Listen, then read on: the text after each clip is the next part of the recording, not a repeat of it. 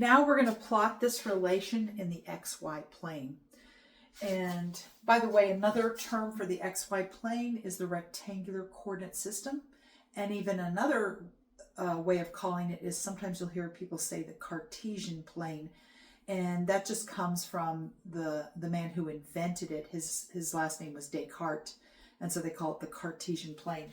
So those are the, but here we have the XY plane. And we're asked to plot this relation.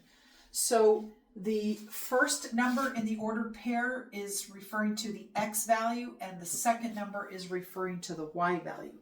So first we're going to find -6 on the x-axis right here, and then 5 is found on the y-axis. So here's 5, and we kind of form a rectangle to meet there to plot our point. So -6 is the horizontal direction, and the vertical direction is 5. So it's going to be right about there.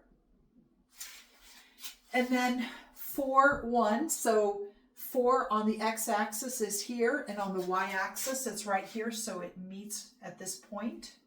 So there we have 4, 1. -6, 10. Here we are back on the negative side of the y-axis. On the x-axis, -6 is right here. And this time we're down at -10, so it's right here. And then finally -1, 6. On the x-axis, I find -1, and 6 on the y-axis is up here, so the point will meet right there. And you can see as I'm plotting these points, as I'm kind of forming rectangles. That's why they call it the rectangular coordinate system. I'm starting on the x-axis, and I'm starting on the y-axis, and then I'm meeting at the point to kind of show a rectangle, which has 2 dimensions. So there you have it.